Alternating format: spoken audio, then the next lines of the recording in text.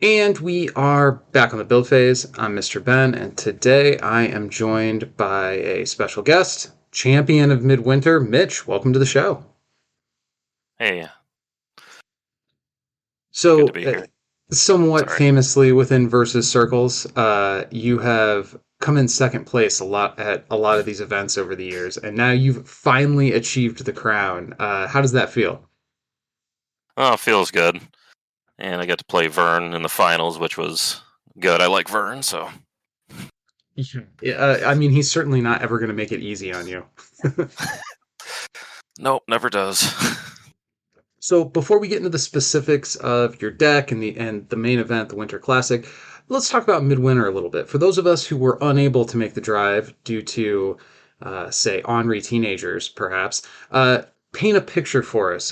How was the event this year overall? Well, it was good. There's, quite a few people there, and there were some nice deals in the game room. But the team battles was fun. I hadn't played in that before because I normally only get to come up for one day. But I was able to stay overnight this time, so Nice. Yeah, Team Battles is one of those events I've kind of always wanted to play in, but like you, I generally come out the day of the event, and that's like the big event, and that's pretty much all I do. yeah, getting to, kind of hang out with the guys playing the smaller tournaments was fun. It's one thing I miss about going to Gen Con. It's playing in all the little side events because those are actually end up being more fun than the main because you have more time afterwards. Well, The and main less event lasts all stressful. day. Yeah, Yeah, that too. the stakes of the main event can certainly take a little bit of the fun factor out. Which I mean, I suppose high stakes events are fun in their own way, but it is a little more stressful. Yep. So looking kind of more generally at the Midwinter Classic, this was an incursion event. Before getting to the day of and talking about the specific decks that showed up, what was your prediction for the meta? Well, I was thinking there would be at least, there's going to be Loki's for sure. I was thinking there would have been an out of time deck, probably um, Invisible Woman. And then your typical aggro decks like Rogue, I figured would be there, and I think there was a couple, and probably some Maximus too. And it felt like to me a lot of these decks didn't function without a hand, and Loki's good at is probably the best discard deck in the game at this point. So, You know, they've really crammed a lot of discard effects into photo at this point. yep. And so So I also put in Darcy, which in retrospect I might have put in Jimmy Woo just for out of time, which I never saw. So were there even any out of time decks there? I don't think Ultimately, there was. I don't think yeah. there's even a single one. So going into the process of testing, it sounds like Loki was an early front runner in the theory crafting stage. Was there ever a point where you were shook off that deck? Oh, well, maybe this would be the way to go, or was it pretty much? I think this is going to be the best deck, and then that ended up being the case through testing as well. It ended up being the best through testing. I was looking at like Venom and Dark Phoenix a little bit because Venom can still function at range with Mobius out if he's packing the Sonic blasters. But then at that point in the game, you're playing off the top of your deck, and Loki's got 30 cards in hand, and what do you do? So Yeah, yeah. It not only does it attack the opponent's ability to perform, it just he also the discard and the draw together creates card advantage like we really haven't seen much of in this game. I mean, maybe the closest deck historically speaking would be the Black Cat deck Bert brought to a Midwinter many years ago. yeah, but that also required a lot of setup and strategy to get there. Where Loki's like, I'm just gonna pay yellow then pay a blue. You're gonna Yeah. lose your hand. You're gonna lose your counters if you have any. I'm gonna get more counters. It's just pure advantage. So So starting with Loki, figured Loki would be strong. Overall, how many Loki showed up for the event? Do you remember? there was three in the main event. I think there was like five in the previously on tournament the day before, which I played Mobius instead and got top four with him. But Nice. there was, Uh, but the top four was three Lokis and me. So well, that kind of makes sense, I guess.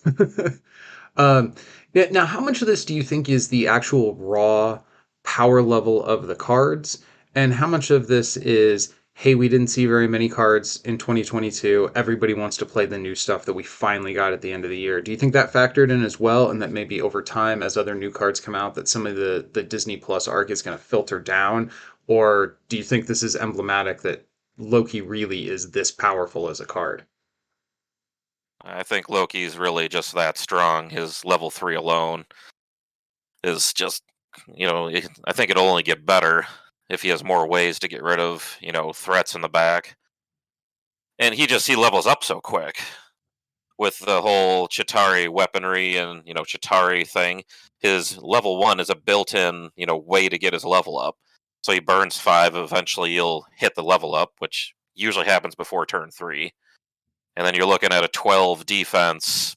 Anything on the second or third turn is a lot to overcome. Yeah, that's massive. That's why I liked Harrigan for so long too. He could level up fast and he had high defense. And Loki's the same defense except better because of the Chitauri weaponry, making him another +3, and also a flight blocker for Mobius. Do you think there's any weaknesses that this guy has? Um, I think from some of our testing, I think Mordo might be one of his toughest matchups, but Mordo doesn't fare well against a larger part of the field, so Yeah, I mean, outside of the one event that Robert Geller won back in, I don't know, 2018 or something, I don't think we've seen many Mordo decks, and it's certainly not at a high level. yeah, because we tested it, and it's like, oh look, Mordo's doing a good job keeping him down. It's like, yeah, let me play this aggro deck against Mordo. Oh look, Mordo's dead. Yeah. Fair. So moving into the day of, did you have a feeling, like we kind of talked about your predictions for the meta, once you get there, and it's generally about the end of round one when everybody starts going around and looking at other people's decks. Did you feel like your meta read matched up to what you were expecting? I mean, I know you mentioned the out of time deck, which didn't end up showing up, but outside of that, how close do you feel like your meta read connected with what actually showed up on the day of? I think a lot of what I thought would show came, like Rogue came, and there was an Invisible Woman. There was more Madam Hydras than I expected for sure, and I also wasn't expecting a Cloak and Dagger to show up and take second. And that was Vern again. He gave me the closest match of the whole day in Swiss. That But sounds pretty on brand for Vern. yeah, that one was actually streamed too somewhere. I don't know where they have it, but he had me down to what 5 wounds on his 5th turn because he started, and I got the one plot twist and saved myself one turn and got Groot out and turned it and won. So Well, I guess since we're kind of getting into match specific stuff, do you want to just kind of hit a few high points, or do we want to move through these in a more systematic way? Like, is there something about round one that we want to hit here at the beginning? I'm actually still trying to remember who I played in round one. Oh, they 'Cause they put up such little of a fight that you I it, I couldn't remember. See, I can't remember. I know that I had to face, I believe, Loki. You know what? I think I played Jean Grey first, actually, and then I had to fight both Loki mirrors right in a row after that. how much time did you spend preparing for the mirror match? I know you said you thought Loki would show up, so I have to assume there were some inclusions in your deck that were tuned to try to help you edge out those mirrors. Pretty much, it would have to be the 4 Mobius is the big one because Loki can't go to level 3 if he's stuck in the back. So, Now, given that Mobius is clearly he, he's such a powerful card, he does a lot of things very well, including being really versatile in terms of which turn you played him. So I would anticipate that you had some counterplay in mind for how to deal with it if a Mobius got thrown back at you.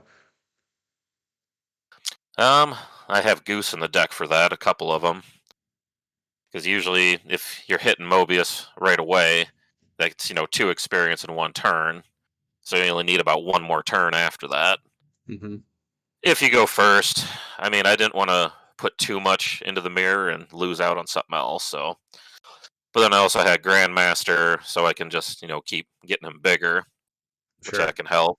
And Mordo, of course, I mean, he wasn't just for the mirror. Mordo in general is a pain for everybody. So I feel like I fall into this trap in general of once I settle on a meta read, I tend to spend. I assume everybody else is going to settle on a similar meta read, which is sometimes more accurate than others. But I do spend a lot of time focused on, okay, if this is the best deck, it's the deck I'm going to see the most. So how do we handle the mirror? And I can think of a couple of events specifically where I spent way too much time tuning for the mirror and kind of losing out some of those reps against the more general, like people who don't want to play the best deck kind of matchups. And it sounds like you're doing the exact opposite, which clearly worked out for you in this event. I found out a long time ago playing Raw Deal, even if you tune your deck too much towards a specific matchup, you lose to the random matchups. Yeah. So Well, and there's a lot of cards in this game that can just shut you out if you're not ready for them. On the other hand, if you put everything in your deck around, like, I'm not going to get Kelly'd, then that's almost like casting a spell that says you're not going to play against Kelly for the whole event. yeah, and sometimes you can take a deck with a weakness and win a whole lot too. It's just you have to not face a lot of it is all. Sure, sure. I guess so. Talking about Swiss rounds, were there any notable moments, any interactions, close games, things that you wanted to hit on within your qualifying rounds? Well, Vern, like I said before, he was the closest game by far. I don't think anyone else took Loki to 5 wounds. I mean, I had to face, let's see, the Jean Grey deck. He tried, but Mobius again. He's trying to protect himself with one drops. You play Mobius. Well, Jean Grey is going to sit in the front row for the rest Hmm. of the game, and he never got an uncanny defense to make me KO a one drop. I think that was Parabu was playing Jean Grey. I You know, think I my said that first right. memory of playing that guy was when he was playing Phoenix at, I think, the first Midwinter, and we had a conversation about how, oh, I can only play this main character right now because Thanos is banned. As soon as the KO pile hate comes out, you can't play Phoenix. So apparently he enjoys Jean Grey decks because that's at least two Midwinters he's shown up playing that character. Yeah, that's true. He played Sinister Six the one year, where I also played Sinister Six. I remember. I think he won it that year. Yeah, he I was know playing the he mono. used classic Spider-Man to knock me out of top four the year I brought Sister Grimm. Very sharp player, that guy. Yeah. Yep. So I think he was my first round, and then I faced the two Loki mirrors, which there's not a whole lot to talk about there. It was just whoever drew better. I know the one mirror match. I think he turned the Chitari weaponry, or not the weaponry, the Chitari Leviathan for me, and I had the weaponry in my hand because that card can be equipped when it's in anyone's KO pile. And Oh, he, okay. and I don't think or maybe that was finals. Oh man, I don't remember which one, but he never saw the weaponry, and I had one in my hand, and he overturned the Leviathan. So he ended up leveling, I think, with Tempad or something like that. It's got to feel kind of bad to satisfy your opponent's recruit condition. Yep. Yeah, he did that, and then I forced him into the back with Mobius, and he never leveled. So So we've got Jean Grey, a couple of Loki mirrors, and playing against Vern. Is how many rounds were there at this event? let's see. I think there was 5 rounds and cut to top 4. So I faced 2 Loki mirrors, Cloak and Dagger, Jean, and a Rogue. Oh yeah, Rogue was Tavon was playing Rogue. That's right. Relatively new player to our scene. Happy to see that guy branch out into all the different games that we play in the Build Face server. Yeah, he's been great actually. He was real fun to meet in person too. We went out to a bar Friday night and got some food, and it was fun. So Yeah, it really makes me happy to meet people through like Dice Throne or whatever, and then 6 months later they're buying up every Versus card. It's like, yes, yes, come to the Versus. That's what we wanted. yep. Yeah, Devon. So overall, do you feel like there was any part in Swiss where you were worried, oh, I'm not going to pick this game up? It sounds like you had kind of an easy time throughout your Swiss rounds. Yeah, I mean the Loki matches were close for the most part, but the thing I did that none of the other Lokis did was I used Baron Zemo to ramp into a Surtur on turn 7, and then put the weaponry on Surtur and KO for resources. Because I also figured that's going to completely end a Loki deck if you can't use your level 3 ability. So, Yeah. Uh, and oh, sorry, go ahead. I say Tavan was playing Rogue. I think I forgot to mention that. And Mobius shoved him in the back, and he did nothing. He couldn't do anything. He couldn't get behind Loki to take out Mobius. So, So if Rogue's locked in the back and you are just shooting at her, I mean, there is some risk that you level her up for her or give her the opportunity to level herself up through playing plot twists on combat. Was there any concern there, or was it just I'm going to nail her feet to the floor and her not being able to attack is a good enough answer? well, Loki got big enough that even at level 3, he couldn't hit her. And that happens pretty fast because I Grandmaster out too. Hmm. So he starts off at a 612. Then by even at that point, I don't think level 3 Rogue can even hit him at that point. Or yeah, she can actually. Once he hits 2 points out of Grandmaster, he gets tough to hit. And that, and at some point, I think I threw out someone else on the front, so I just attack her at range, and she really can't do anything then. So, How much of Loki's dominance do you think is Loki specific, and how much do you think is a credit to the kit that you're able to include in your deck via the photographic universe? Obviously, Illustrated is much larger, but I have kind of come to the position where I feel like with the D plus arc in particular, photographic has, even though it's a smaller card pool, the answers are so much more potent. I don't know, where do you come down on that? well, I think a lot of it is. I mean, Mordo is huge in this deck. It really invalidates a lot of builds. It makes it really tough for them to function unless they have a way to get rid of him. And getting through a 12 defense flight blocker. The Chitari weaponry was huge too. That was really big. It's Figuring funny out, because oh that weaponry was kind of panned as a card, like, the Chitari card that you have to play in order to use it isn't that great. But Loki giving you the ability to just throw that thing into the KO pile suddenly makes the weaponry so much better, so much more of a threat than it was when that card originally released. yeah, because he gets it on. I've had it on turn 1 or 2 most games, and that's just ridiculous. If you hit it that early, it's Hmm. like, oh, I'm just going to level up on turn 1. And I think was it turn? It was turn 1 or 2 in finals. I think I hit it. Well, let's move into top cuts. You said we cut to a top four. Who did you face in the first cut round? Let's see. I believe that was. Oh man, I hope I'm saying the right name. I think that was Jose with Loki. I faced another mirror right away. Sure. Another great player. Yep. And it was he shuffled my deck, and I think it was the best draw I had all day. But it was pretty one sided. I started off early. I Mobiused him to the back, and he just didn't get any answers. And yeah, unfortunate. Top cut game for him. But It feels like Mobius played an absolutely pivotal role throughout a lot of these games. Like his name keeps coming up, whether it's nailing Rogue's feet to the floor in the back row or nailing Jean Grey to the floor in the front row. Um, Other than Mobius, it sounds like he's maybe the MVP card in terms of making your game plan work.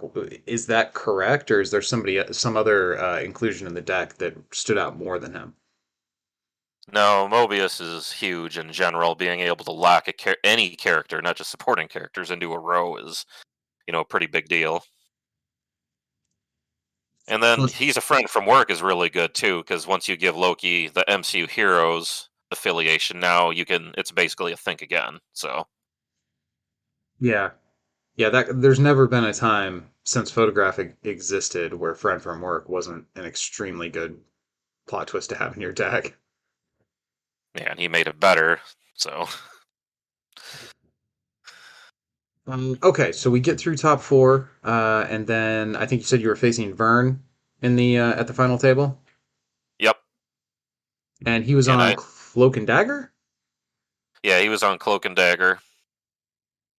And I think I leveled up on turn 2. I'd have to watch the stream to remember for sure, but I Yeah. got to start because I had priority because I had the top record, so I started. I think I leveled up on the second turn. I believe I had Grandmaster right away and started Give, building counters. Given that he gave you the hardest time in Swiss rounds, when you were going into this, did that affect the nerves at all, or was it more, hey, I beat this guy in Swiss, I'm going to beat him again in the finals? What was your headspace going into that? Well, it's 50-50 because it's still Vern and he's a good He, player, so but I was going first, which gave me a lot better feeling about it because when Cloak and Dagger goes first, they get a huge advantage mm-hmm. because they get what I think 2 experience on each character immediately. I don't think I let his cloak level in the finals. I don't. I think I killed him before he leveled. Yeah, because I don't have any one drops except possibly Goose. So the first turn, I think I missed everything. Second turn, I hit a weaponry and a Leviathan and went up to level 2. Then dropped Grandmaster, put some counters on, and it was a lot easier than the Swiss rounds. That's for sure. It sounds like everything just kind of went your way. Did Jose shuffle your deck before this game as well? No, I should have. I should have. I told him that too. It's like you can come shuffle my deck anytime. I apparently suck at it. That's got to twist it a little. You present your deck to cut, and the opponent's like, "Oh well, I'm going to shuffle this up," and then you get the exact nuts. That's got to feel just awful for Jose. Yeah, uh, and I mean, and I hit. And thinking about it, the one thing I mentioned, everyone's like, "How many Surters do you pack?" 2. I hit it every game. It's because he draws so many cards. yeah. And I think 6 is either 5 or 6 times I hit it with the weaponry. Every other time is either a power up or I think in the finals I used Tempad and played him for 10 cost. Now, does that kind of function as a backup win condition, or was that really your main plan? Was, hey, I'm gonna put as many wounds as I can leading up to it, but once I get to this Surtur, that's where I'm really gonna close the door on the game. Is that kind of the strategy you went in with, planning on Surtur to be your end condition, or just kind of work out that way? Well, Surtur was the end goal, figuring you need to get locations, of course, because trying to play, I mean, Ego alone is hard for a deck to deal with. And then just Loki attacking things down and not having a hand playing off the top of your deck. But with playing Mhm. off the top of your deck, you can still play like, oh, I got a big drop, throw it down, and now I have problems. If they can't play anything, they're no hand, no resources, they're done. So So it there's feels really like your overall strategy was to push for those early levels, do whatever damage you could, and then once Surtur comes along, you've exhausted their hand, Surtur takes away their resources, and at that point, you should be able to easily close out the wounds or win to the clock. Did you go to time much in any of these? um I think we got close one time, but I don't think any game went to time. No.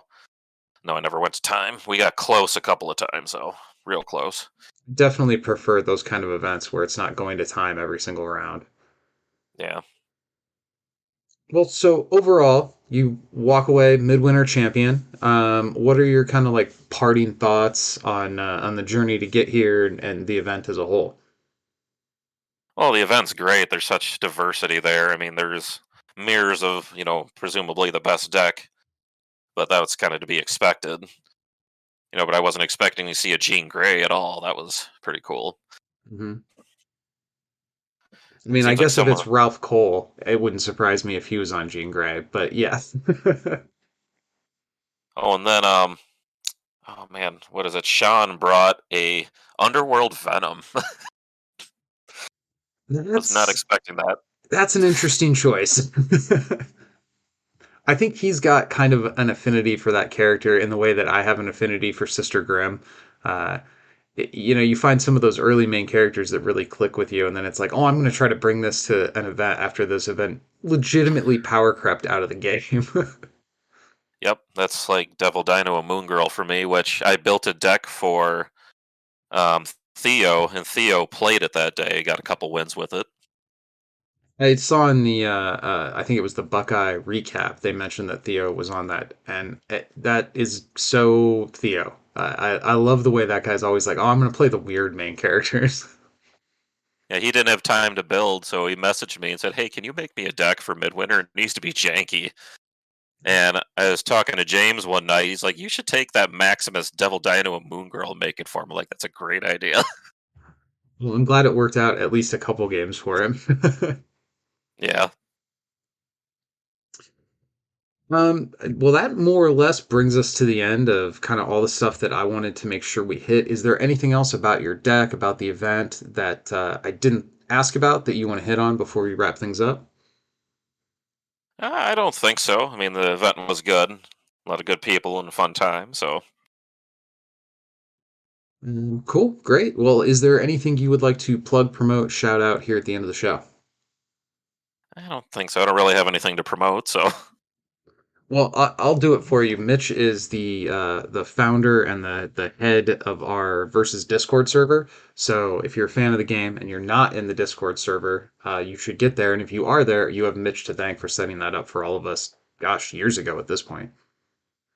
yeah, that's true. I think we're up to like 300 members or something now. Trying to remember, there's quite a few. Yeah, it's great seeing the game grow, especially after a year like the one we had last year, where there was just not much support in the way of new cards coming out. Seeing the game continue to expand has been really awesome. I was worried. I was worried about the Yeah. cards with such a long drought, but it seems like we're through that now, and I can't wait to see. I guess before we totally sign off here, do you have any comments about Mortal Kombat or the boys? Any predictions? Any reactions you want to share? Oh, I think Mortal Kombat's going to be, by the looks of it, probably a stronger set than they're showing. But I think Scorpion looks really cool. And just in general, I like Mortal Kombat, so I think it's going to be a fun set either way. Yeah, I agree. I think it's going to be a great fit. There's very few intellectual properties that are out there that are a better fit for the kind of game that Versus is than something like Mortal Kombat. I mean, obviously Street Fighter, but any of the like 1v1 fighting games from that video game genre, I think a lot of them would port over into Versus exceptionally well. And really, Mortal Kombat is probably the one with the richest lore, although maybe I'm outing myself as being a Mortal Kombat fan. Maybe Street Fighter has just as much lore and I just don't know about it. Yeah, no, they're both good, and I think the boys fit really well. And Homelander's probably going to be, I would think, super strong. So I hope so. I guess we'll see. I mean, I could even see them making Homelander like a boss card, or doing some kind of like special rule for him so that he's essentially a boss battle rather than just a regular main character. Although I'd be disappointed if I didn't have a Homelander card that I could play in under normal versus rules. Yeah, true. All right, man. Well, hey, I appreciate you taking the time to sit down and chat about Midwinter with me. As always, I like seeing you at events, and it's nice to know that I'm not the only Iowa native out there. Uh, yeah, man, I just appreciate the time. Yeah, anytime. All right, well, take her easy. Go win some Yep, you games. too.